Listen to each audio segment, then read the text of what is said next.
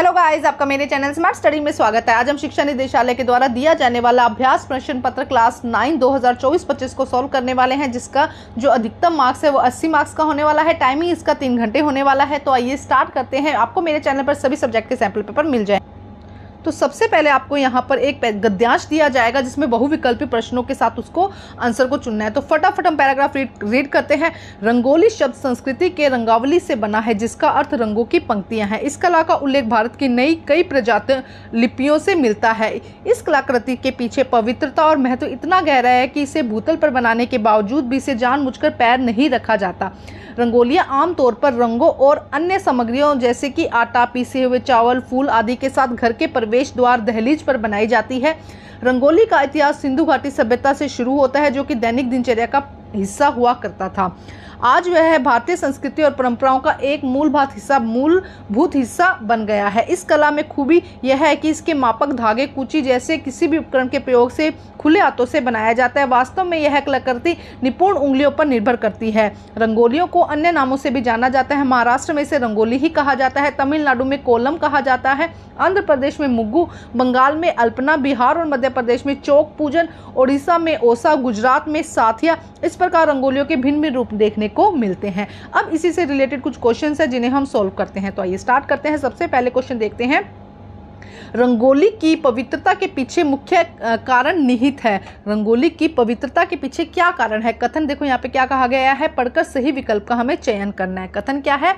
लोगों की आस्था और विश्वास, लोगों की श्रद्धा और अविश्वास, भारतीय संस्कृति विरासत, धार्मिक बाहरी आडंबर। तो देखो क्या है यहाँ पे, फर्स्ट और सही, फर्स्ट और थर्ड क्या हो जाएंगे? सही हो जाएंगे। तो अब इसी में से देखना कथन कौन सा सही है यहाँ पे। तो फर्स्ट और थर्ड मतलब कि गए आंसर यहाँ पे क्या हो जाएगा? सही हो जाएगा, जिसमें क्या लिखा है? लोगों की आस्था, विश्वास और भारतीय संस्कृति विरासत, ये आ जाएगा। नेक्स्ट देखते हैं। रंगोली आमतौर पर कहाँ बनाई जाती है? तो घर के प्रवेश या दहलीज पर। क्या आंसर यहाँ पे सही हो जाएगा। नेक्स्ट देखते हैं। रंगोली को मुख्य किस रचनात्मक खूबी के कारण जाना जाता है? तो मापक धागे, कुंजी के बिना खुले हाथों से बनाया जाता है। गए आंसर यहाँ पे क्या हो जाएगा? सही हो जाएगा। अभी हमने देखा था सारे क्वेश्चन पैराग्राफ में से ही है। रंगोली के विभिन्न रूपों एवं विविधता से क्या अभिप्राय है कि अलग अलग राज्यों में भिन्न भिन्न रूप से हम रंगोली बनाई जाती है। नेक्स्ट क्वेश्चन देखते हैं। Question number 5। कथन दिया गया है और उसका कारण दिया गया है। रंगोली का इतिहास सिंधु घाटी सभ्यता से शुरू होता है और उसका कथन जो है, कारण क्या कहा गया है? सिंधु घाटी प्राचीन भारत की प्राचीन सभ्यता है। तो देखो कथन सही है, लेकिन कारण इसकी सही व्याख्या करता है। दोनों ही एकदम सही हो जाएंगे। तो यहाँ पर ये जो यहाँ पे जो हमारा आंसर है, गए आंसर हमारा यहाँ पे सही हो जाएगा। ये देखो क्या, ये गए हो जाएगा यहाँ पे। गए आंसर दोनों ही एक दूसरे की सही व्याख्या करते हैं। गए आंसर हमारा सही हो जाएगा। अब यहाँ पे एक पद्यांश दिया गया है जिसे रीड करना है और उसके बाद में उसके आंसर्स हैं। तो आइए देखते हैं।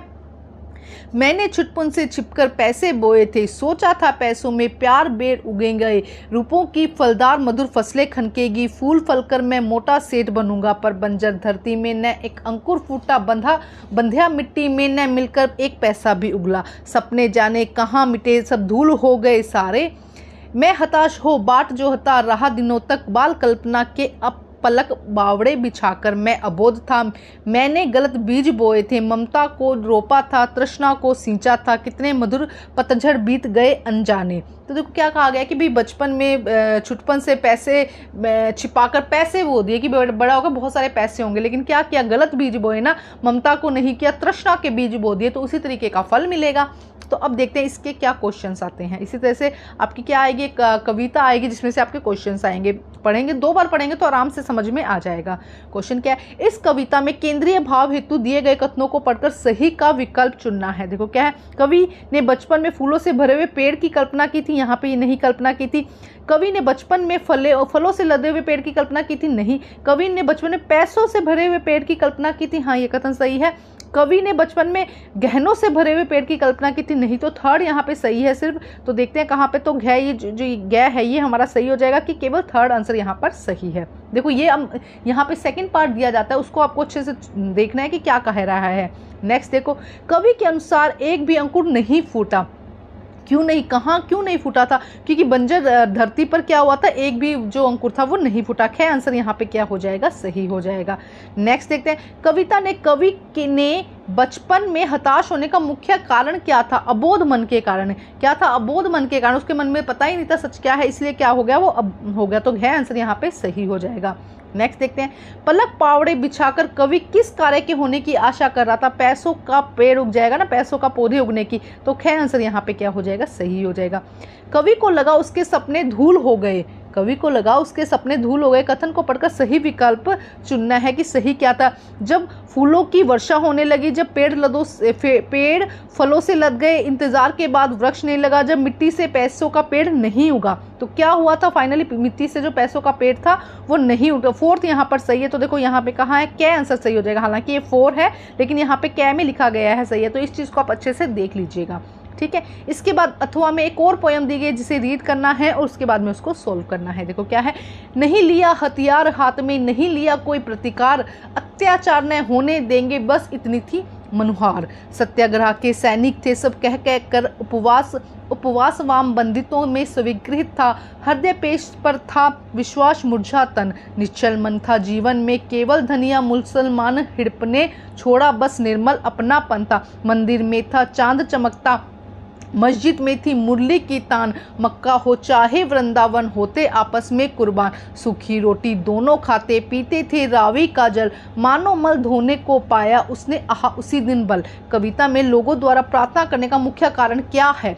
फर्स्ट क्वेश्चन यहाँ पे क्या कहा जा रहा है कि कविता के द्वारा क्या कहा गया? फर्स्ट यहाँ पर क्या है? कारण क्या है लोगों के द्वारा प्रार्थना करने का? यहाँ पे प्रश्न आ गया फर्स्ट। तो कथन पढ़कर सही विकल्प हमको यहाँ पर चूज करना है। देखो क्या कहा गया है यहाँ पर, विद्रोह करने का, अत्याचार करने का, हथियार नहीं उठाने का, या प्रतिकार न करने के विषय में। तो देखो यहाँ पे क्या कहा गया है, ध्यान से समझो कि विद्रोह करने के विषय में, अत्याचार करने होने के विषय में और प्रतिकार न करने के विषय में, इन तीनों के बारे में यहाँ पे क्या की गई है? बात की गई है।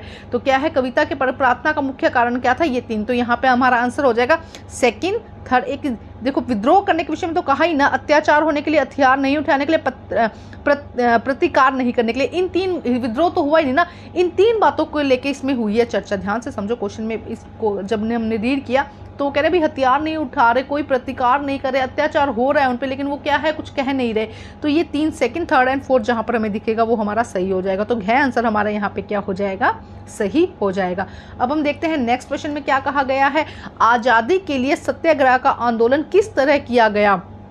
तो भूखे रहकर, किस तरह से? भूखे रहकर। ख आंसर यहाँ पे क्या हो जाएगा? सही हो जाएगा। थोड़ा मैंने स्पीड में पढ़ा है, आप थोड़ा वीडियो को पॉज करके स्टॉप करके भी अच्छे से उसको दोबारा रीड कर लीजिएगा। अब नेक्स्ट देखिए, कविता में राष्ट्रीय एकता का क्या आधार बताया गया है? एक साथ सूखी रोटी खाना। क्या आंसर यहाँ पे क्या हो जाएगा? सही हो जाएगा। नेक्स्ट देखते हैं, कविता में अपनेपन से कवि का क्या अभिप्राय है? कविता में अपनेपन से आपसी भाईचारे की भावना। क्या आंसर यहाँ पे भी सही हो जाएगा। नेक्स्ट देखते हैं, कथन और कारण है, हमें चूज करना है। आजादी की लड़ाई में सबने मिलकर संघर्ष किया। आज़ादी प्राप्त करने के लिए सत्याग्रह ने महत्वपूर्ण भूमिका निभाई। दोनों ही सही हैं, तो गए यहाँ पे आंसर हमारा क्या हो जाएगा? सही हो जाएगा। उसके बाद नेक्स्ट देखो, अब है व्याकरणी, यहाँ पे व्यवहारिक व्याकरण दी गई है जिसे हमें पढ़ना है और उसको सॉल्व करना है। सबसे पहले क्वेश्चन आता है, पराधीन शब्द में उपसर्ग व मूल शब्द बताओ। तो पर प्लस आधीन, गए आंसर हमारा यहाँ पर सही हो जाएगा। नेक्स्ट देखते हैं, दुष्क्रम में उपसर्ग बताना है कि कौन सा है। तो दुस यहाँ पे उपसर्ग हो जाएगा, दु और आधा सैक है, आंसर हमारा सही है। नेक्स्ट देखिए, सम्मानित शब्द में प्रत्यय है। इत यहाँ पर क्या हो जाएगा? प्रत्यय हो जाएगा। ख आंसर हमारा यहाँ पे क्या हो जाएगा? सही होगा। ये इत यहाँ पे बड़ा इत होगा, इसलिए आप एक दोनों में से कोई भी एक इत सही कर सकते हैं। नेक्स्ट देखिए, क्वेश्चन नंबर 4 में क्या कहा गया है। निम्नलिखित शब्द में अत्याचारी में उपसर्ग, मूल शब्द व प्रत्यय को सही विकल्प चुनना है, जिसमें क्या हो, उपसर्ग भी हो, प्रत्यय भी हो और मूल शब्द भी हो। तो देखो यहाँ पे क्या हमारा आंसर हो जाएगा, अगर हम देखते हैं तो अति प्लस 4 प्लस ई। तो ये हमारा आंसर यहाँ पे क्या हो जाएगा? सही हो जाएगा। अति प्लस 4 प्लस ई, तो थर्ड वाला आंसर हमारा सही होगा। आप आगे यहाँ से देखते हैं कि कहाँ पर है थर्ड, तो देखो गए आंसर हमारा यहाँ पे क्या हो जाएगा? सही हो जाएगा। ये कंफ्यूजन के लिए दिए जाते हैं आंसर, आपको उन्हीं ऑप्शंस में से चुनना है, ठीक है। नेक्स्ट क्वेश्चन देखते हैं, हमें यहाँ पे क्या करना है? सुमेलित करना है, मिलाना है फर्स्ट से सेकंड में। क्या है? सजावट। सजावट में देखो क्या कहा जा रहा है, सजावट में यहाँ पे क्या है? वट यहाँ पे क्या, अट यहाँ पे क्या आ जाएगा? प्रत्यय हो जाएगा, तो ये हो जाएगा हमारा सेकंड का। उसके बाद प्रचलित, प्रचलित देखो यहाँ पे प्रचलित में अगर हम देखेंगे तो प्रचलित में प्र क्या आ जाएगा? उपसर्ग आ जाएगा और इत यहाँ पे प्रत्यय हो जाएगा, तो ये हमारा थर्ड का हो जाएगा, सेकंड थर्ड। और अतिथि, थी ई, अतिथि यहाँ पे ई क्या हो जाएगा, प्रत्यय हो जाएगा। उपसर्ग अ यहाँ पे क्या हो जाएगा, उपसर्ग हो जाएगा। तो ये फर्स्ट का आ जाएगा। तो सेकंड, थर्ड एंड फर्स्ट हमारा आंसर हो जाएगा। ठीक है, देखो सेकंड, थर्ड एंड फर्स्ट हमारा आंसर हो जाएगा। नेक्स्ट देखते हैं प्रश्न। नेक्स्ट में भी हमें क्या करना है, समास दिए गए हैं और हमें यहाँ पे मैचिंग करनी है। तो देखो क्या हो जाएगा इसका, हम देखते हैं। सबसे पहले देखो क्या है, मुरलीधर। मुरलीधर किसका नाम है, कृष्ण का नाम है ना। मुरलीधर किसे कहते हैं, कृष्ण को कहते हैं। तो बहुव्रीहि समास में यही होता है कि कोई भगवान का नाम आता है मोस्ट प्रोबेबली। तो ये हो जाएगा हमारा फर्स्ट का। तीन मंजिला, तीन मंजिला जहाँ पे कोई संख्यावाची आते हैं तो उसे द्विगु, द्विगु मतलब कि देखो दो, तो द्विगु समास, ये हमारा क्या हो जाएगा, द्विगु समास। और अच्छा बुरा, जब दो शब्द एक दूसरे के अपोजिट और एक बीच में लाइन सी दी जाती है, योजक चिन्ह दिया जाता है, तो द्वंद्व मतलब कंफ्यूजन है ना, तो इसीलिए यहाँ पे ये क्या हो जाएगा, हमारा थर्ड हो जाएगा। तो ये समास आपको इसकी शॉर्ट ट्रिक भी अच्छे से समझनी होगी। ठीक है, उसके बाद देखो नेक्स्ट यहाँ पे क्या कहा गया, प्रश्न नंबर देखते हैं। नेक्स्ट सेकंड प्रश्न, पंचतंत्र शब्द में प्रयुक्त समास है। तो पंचतंत्र, पांच देखो, पांच आया ना पंच, तो यहाँ पे द्विगु, द्विगु समास में क्या होता है कि जब भी संख्यावाचक जो शब्द होते हैं उन्हें हम द्विगु समास में लेकर आते हैं। तो पंचतंत्र क्या हो जाएगा, द्विगु समास हो जाएगा। उसके बाद भाई बहन शब्द में सामासिक विग्रह और समास का नाम क्या होगा। तो भाई जब भी योजक चिन्ह आता है तो और लगता है, योजक चिन्ह ये वाला होता है, भाई बहन के बीच में ये लगा है तो ये योजक चिन्ह है। तो यहाँ पे क्या आएगा, भाई और बहन, और दोनों में कंफ्यूजन है ना, इसी तरीके से याद करते हैं तो द्वंद्व होता है, द्वंद्व मतलब कि कंफ्यूजन। तो गए आंसर यहाँ पे क्या हो जाएगा, सही हो जाएगा। नेक्स्ट देखते हैं हम यहाँ पे प्रश्न, सत्याग्रह शब्द का समस्त पद का सामासिक विग्रह क्या होगा। तो सत्य के लिए आग्रह है, क्या हो जाएगा, सत्य के लिए है आग्रह। तो ख आंसर हमारा यहाँ पर सही हो जाएगा। प्रश्न नंबर 6 देखते हैं, छात्रावास शब्द का विग्रह और समास का नाम बताओ। तो देखो छात्रा के लिए आवास, देखो छात्रा और आवास दो शब्द मिल रहे हैं, दोनों ही इंपॉर्टेंट शब्द है। तो छात्रा के लिए आवास के आंसर तत्पुरुष समास हमारा यहाँ पर आंसर हो जाएगा। अब हम देखते हैं प्रश्न नंबर 5।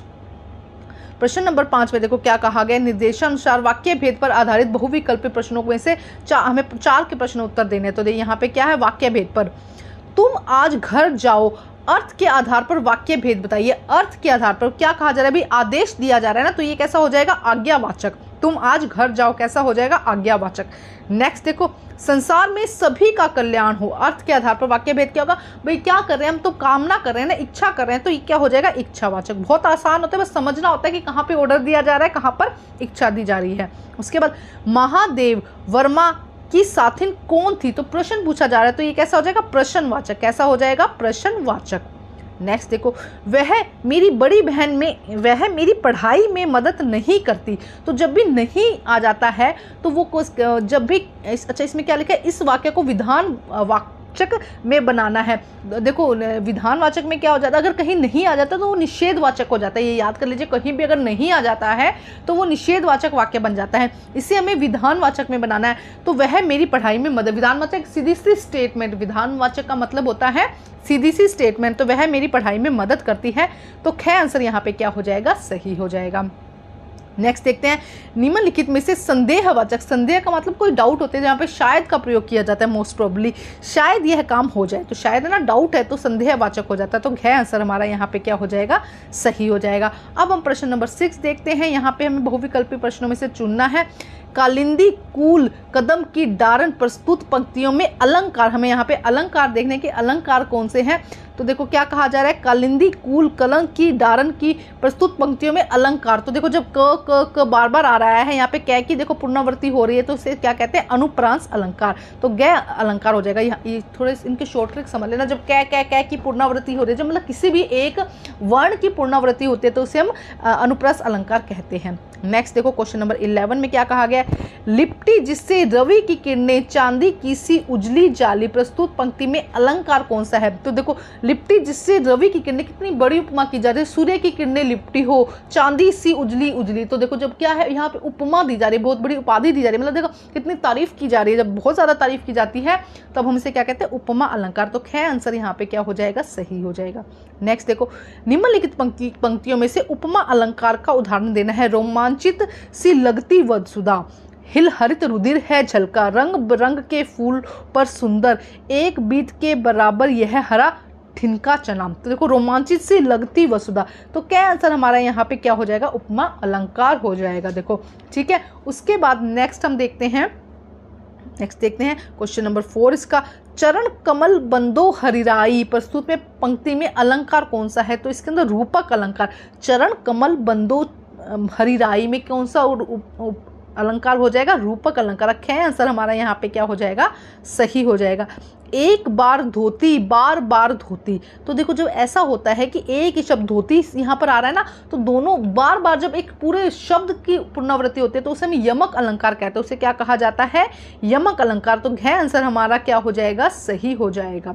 ठीक है, उसके बाद नेक्स्ट प्रश्न, जो वीडियो बहुत ज़्यादा लंबा हो रहा है, नेक्स्ट जो इसका खंड ग है जो इस पाठ्य पुस्तक पर आधारित होंगे, उसके लिए अगर आप मुझे कमेंट करेंगे तो उसके लिए भी मैं आपका वीडियो बना दूंगी। और मेरे चैनल पे सभी सब्जेक्ट के सैम्पल पेपर मिल जाएंगे, आप अच्छे से तैयारी करके अच्छे अच्छे मार्क्स ला सकते हैं। Thank you guys.